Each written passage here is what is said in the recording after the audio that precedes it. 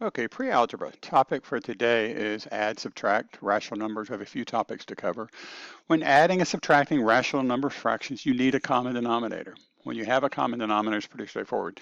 3/2 minus 1/2. That's 3 apples minus 1 apple. So 3/2 minus 1/2 is 2/2. You combine the numerators and you keep the denominator the same. 2/2, we would never leave that as our final answer. The answer here is 1. 5 3/4 minus 3 1/4. When it comes to mixed fractions, it can be complicated because technically this is 5 plus 3/4 minus 3 plus 1/4. So this is 5 plus 3/4 minus 3 minus 1/4. 5 minus 3 is 2. 3/4 minus 1/4 is 2/4. So this is 2 1/2. What most people prefer on this problem is to go to improper fraction. So this is 23 over 4 minus 13 over 4, which is what? 10 over 4, which is 5/2. That's a good answer. Or you could write 2.5 or 2 1/2. Okay. So just be careful with the mixed fractions. Most people prefer to go to improper for that. 1/3 minus 1/2, I don't have a common denominator here. So I need a common denominator. What is the least common multiple of 3? If I count by 2's, 2, 4, 6, 8, count by 3's, 3, 6, 9, 12, it's clear to me that 6 is my least common denominator. So 1/3, if I multiply that by 2 over 2, minus 1/2, multiply that by 3 over 3, I get 2/6 minus 3/6, which is negative 1/6. When I look at this problem, let's go to improper fractions. So this is what 9/4 plus 41 over 10, okay? The common denominator is going to be 40, because if you count by 4's, you know, I don't want to go all the way up there, but 10 and 4, the only thing they have in common, if you look at 4, that's 2 times 2, and 10 is what, 2 times 5? So my common denominator must have 2 2's. It's already got a 2 and a 5, so 4, wait, sorry, not 40. The common denominator is 45. The common denominator is 20, the least common denominator, okay? So 10, 20, and then if you count by 4. So 20 is a common denominator. I could have gotten there using 40, but I would have had to simplify. So if I multiply this by 2 over 2, so this is 45 over 20 plus, what is that, 82 over 20, which is 127 over 20. So if I look at that, that is okay. That can't be simplified, okay? But I could write it as a mixed fraction if you want to do. That's a perfectly good answer right there, 127 over 20. But 20 goes into there, what is it, 6 times? So 6 times 20 is 120, so 6 and 7 20th. So either one of these answers would be good. When it comes to mixed fractions, like I said, you can go to improper fractions. So this is what, 13 over 4 minus 7 over 4 is 6 over 4. The final answer here is 3/2. The other thing you can do is something called borrowing. So you can write 3 as 1/4. Okay, that's the same as 2 plus 1 plus 1/4, right? That is 2 plus 4/4 plus 1/4. So that is 2 5/4. So this number is 2 5/4 minus 1 3/4. 2 minus 1 is 1. 5 minus 3 is 2. So 1 2/4 or 1 1/2. Same thing, okay? When you have mixed fractions and decimals, you can choose which way to do it. If I work this problem in decimals, this is negative 0.49 plus 1.5. So 1.5 minus 0.49. So 10 minus 9 is 1, 0. So 1.01. If I work this problem in fractions, this is what? Negative 49 over 100 plus, so what is this? This is 3 halves. So 3 halves, if I multiply that by 50 over 50, so I get 150 over 100 minus 49 over 100 is 101 over 100. Those are the same answers, right? Okay. So that's just adding fractions, which you should know how to do. Multiplying integers, you should know how to do. If I multiply a positive and a positive, I get a positive. Negative, negative gives me positive.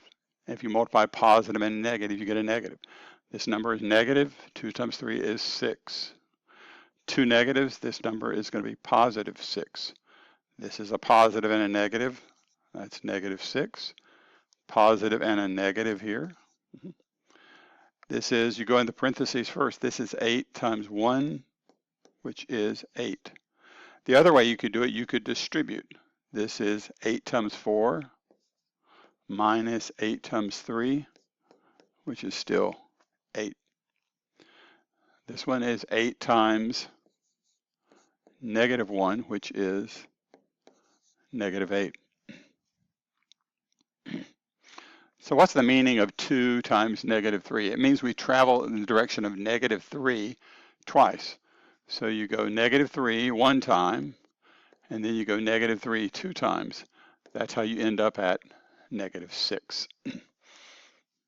We'll do this in class as an example. How many triangles can you see? I won't do that here, but this would be something we would do in class as a fun activity.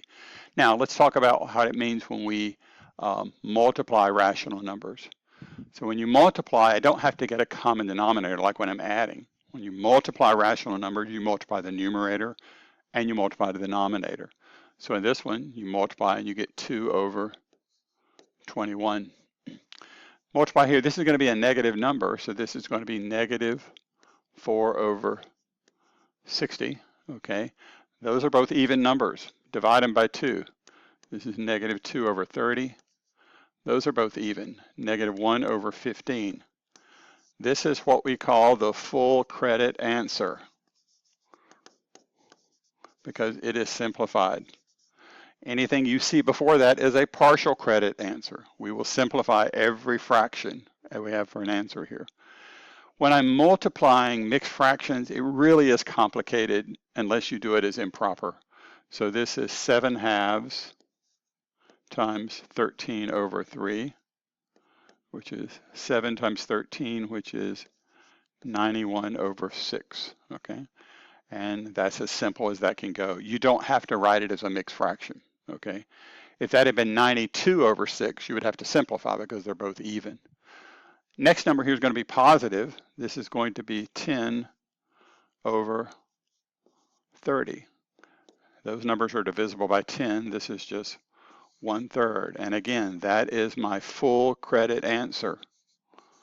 If you don't understand what I'm saying, clear that up now. The answer that I had right before that was not full credit, okay?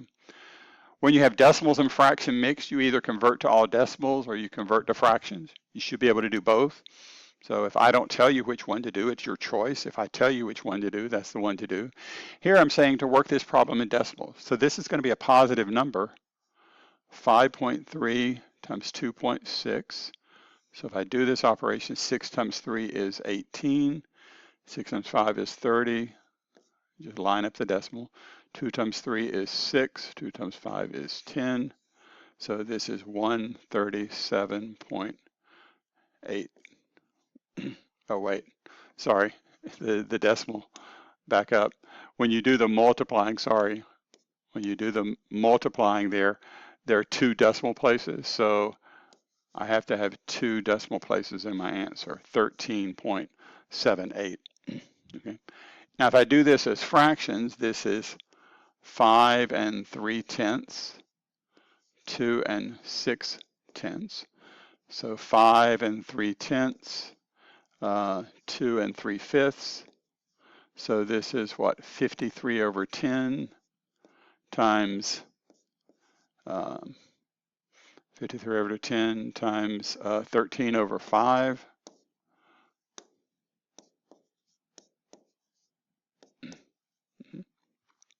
And so did I do that right?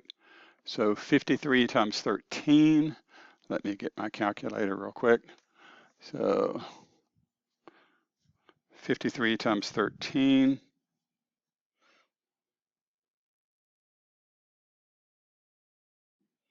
is 689. 689 over 50. And if I just multiply, so 689 divided by 50 is, I don't want to go to decimal, but my calculator is 13 7/8. Excuse me, 13.78. So you could write that as 1378 over 100, or 13 and divide that out. That's going to be, 39 over 50, sorry.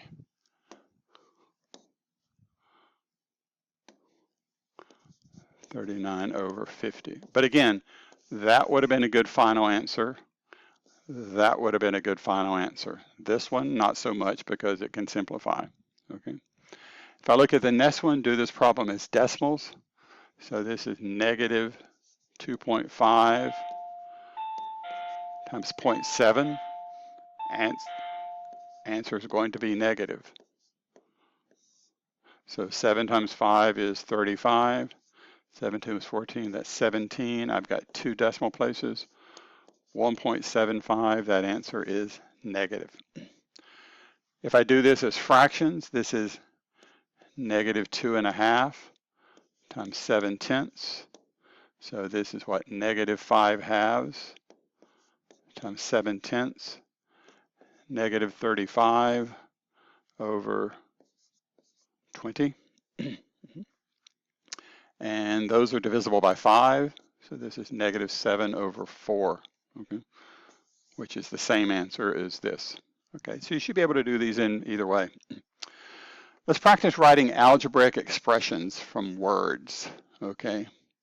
7 is the sum of 6 and 1. So 7 is, that's my equals, the sum, that's addition, 6 plus 1. 24 is the product of 3 and 8. So 24 is the product of 3 and 8. Now let's mix it up and do some variables in this. A number, I do not know the number, okay? A number, let's just say it could be x. A number has been increased by 9. So how do you take that number x and increase it by 9? That is x plus 9. A number has been decreased by 7. X minus 7. A number has been tripled. That is 3x. Now it's 3 times x. What I wanted you to get out of the habit, I don't want you to write this, okay? This is confusion, because you might say this is 3 times x. Well, it looks confusing because the times and the x look a whole lot alike. So all we do, it would be okay if you write 3 like this. This would be okay. This one I do not want to do. It looks confusing. This looks like 3 times x, or 3x squared. So we can do this, but the most simple way of doing it is just 3x. That implies multiplication. Now, you will never see me do this. x3. I never do that. So you should start doing it now. There's not a math book on this planet that does x3 for 3 times x. So why would you start doing it if none of our math books do that notation? The notation is the number in front of the variable. The difference of a number and 7 is 6. Difference means subtraction.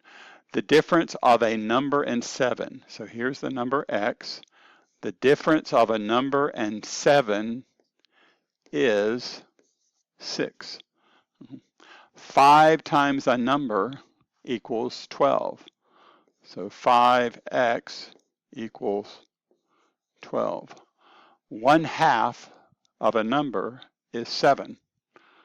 1/2 of a number is 7. Okay. Now this you can write several ways. You could write 1/2 times x equals 7. What I really want you to try to stop doing is this. This is what I don't want to see. This gets confusing because my question becomes, are the 2 and the x on the bottom of the fraction or not? Okay, so I need to make it clear this x is not in the bottom of the fraction. So if I use a horizontal line for my fractions instead of this slash, so I would prefer you write 1/2, not this, okay? It just gets really confusing when we get things more complicated algebraically. And that leads you up into homework for this particular section. So again, we're just reviewing things that you have done before. So this is just 3 sections where we reviewed adding of fractions, adding and subtracting, multiplying of integers, and multiplying of, number 5. So add and subtract rational numbers, multiply integers, and multiplying fractions rational numbers. Okay?